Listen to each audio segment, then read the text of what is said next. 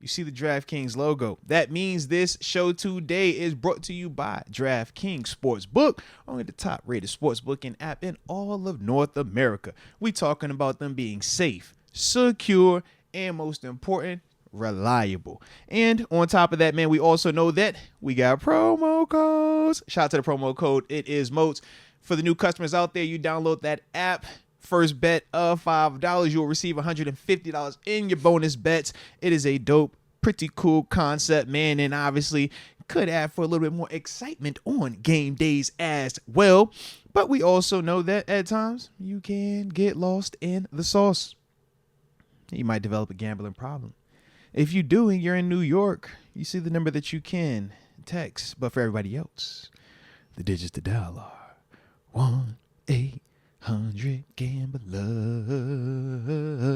Roger Ibiza, how do we approach weeks 17 and 18 when we get the dub on Saturday, especially if Houston loses? Don't see us catching Buffalo with their last few games left. Based on the way Coach Tomlin was talking in the press conference, he basically said, you know, they plan to win. If guys are healthy, guys could go, play your guys. Mainly he was obviously, you know, more so talking about this week, but even surrounding the whole ideology of sitting players or resting guys for playoffs.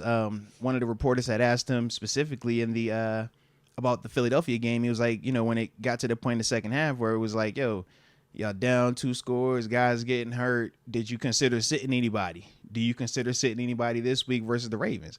And he's like, absolutely not. He's like, man, we're playing to win every single game. The dude was like, yo, why wouldn't you, Jay? He's like, yo, as simple as that. Like, we trying to win every single game that we out there, every single time that we out there.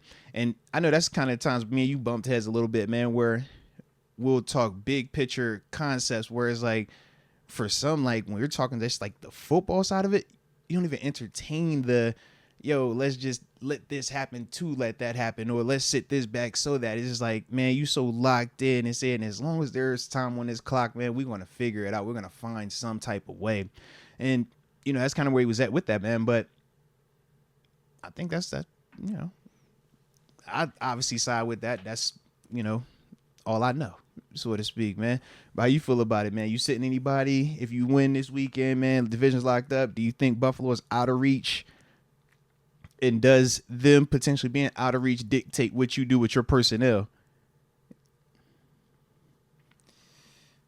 I think oh man, I don't know. I really don't know, because you can't do any worse than the 4 seed then. I think that's kind of where he's getting at with locking up this division. I also think there is something to be said for going into the playoffs not rusty. So, like, I would prefer Pickens to get a couple games under him if he can, as opposed to just coming into the playoffs completely cold. Yeah. And Pickens is just an example. I mean, you could say the same thing about Deshaun Elliott or Ogunjobi, whoever it is. Heck, even TJ. I mean, obviously we hoping and everything seeming like he should be more available sooner than that, but same convo with him.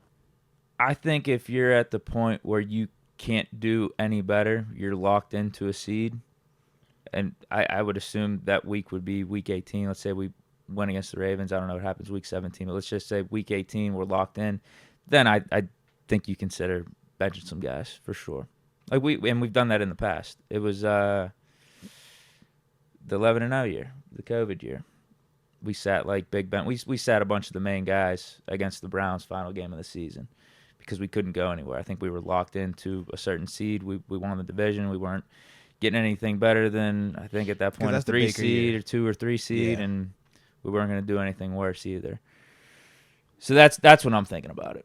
Because there is a chance the Bills could lose to the Dolphins. They could lose to the Jets. You could get that. I think the 2 seed Because is they got valuable. Patriots twice and then Jets. That would be 2 home games. Mm-hmm. I think that's something valuable. I think that's still something to, like, don't be stupid about it. Like, that's the one thing. If a guy's 50-50 on the fence, no, sit him.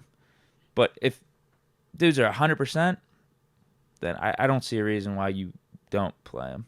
It's football. People are going to get hurt, but I think you have him out there. If there is a chance to improve and get a better seed and help your chances in the playoffs. I agree with all of that. I also think of rhythm, because we go back to that same game that you referenced, that Cleveland game, and what happened the following week. Those same guys went out there, but we saw even on the first play, the rhythm was off. snap over the head, touchdown. Now you down 6-zip. Now we playing catch up. We started out extremely slow. We were down 3, dang near 4 scores in the first quarter. So I think of that also. I think of obviously, shoot, even back when I was out there and we got the bye going into playing Jacksonville, and how it was still just like, yo, you feel like your rhythm is just off. You get to bang, bang, bang, bang, bang, and now you got this dormant in between, and now your next time is, we really, competing against some team that is extremely hungry because now it's playoffs, it's full tilt. So I think of that as well, and I'm just like, is the hope of health better than us still being hot and being in rhythm? And we talk about being a hot team late in the year. That's kind of like when I'm torn between when we're talking about sitting guys, to what extent do they play, do they dress in certain games and stuff like that.